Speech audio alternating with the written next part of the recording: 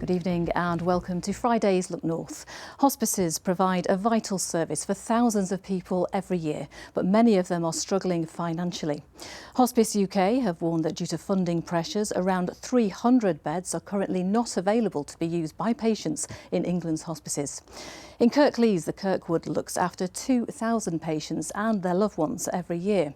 But this will nearly halve because they need to save £1.7 million due to rises in energy and staffing costs. Only a quarter of the charity's funding comes from the government, the rest comes from fundraising. Mark Ansell has this report. David's wife, Tracy, is dying of cancer, aged just 44. David says that since she was diagnosed with sarcoma nearly 3 years ago, Tracy's been given by far the best care at the Kirkwood Hospice. The message I have for the staff is I'd just like to say thank you so much for caring. Thank you so much for caring for Tracy. Tracy is the love of my life, and I just want her to have the best care, and within this setting she absolutely does receive the best care, and I think every human being deserves that level of care towards the end of their life. The Kirkwood needs to save £1.7 million. More than 30 jobs are being cut, which means there'll be fewer nurses able to give palliative care in people's homes and a maximum bed capacity here at the hospice of 12 rather than 16. Anna has been working as a nurse here for nearly 2 decades.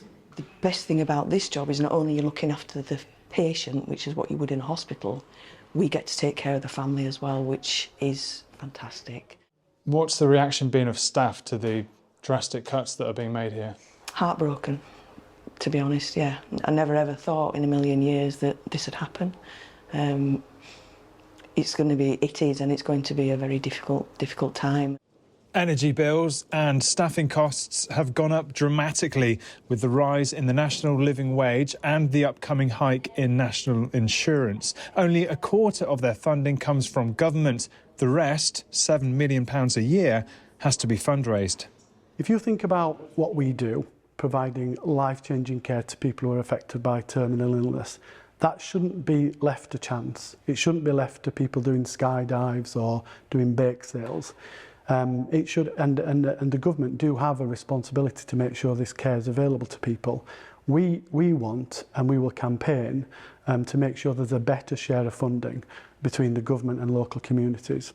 In a statement, the Department of Health and Social Care says we recently announced the largest investment in hospices in a generation. This £100 million fund will improve facilities and allow hospices to focus their attention and wider resources on providing the best care to patients. However, this doesn't help the Kirkwood with their ongoing costs.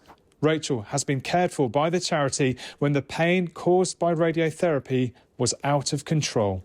There is something very unique and special about Kirkwood, and each of them contribute to that part of the jigsaw.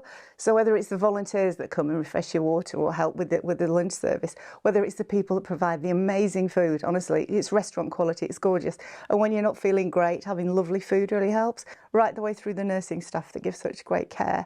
I think thank you will be the main message, and you're all valued. Nearly 40 years of caring for people in Kirklees at the end of their lives. But what they can offer at the hospice and in the community is going to be much more limited. Mark Ansell, BBC Look North, Huddersfield.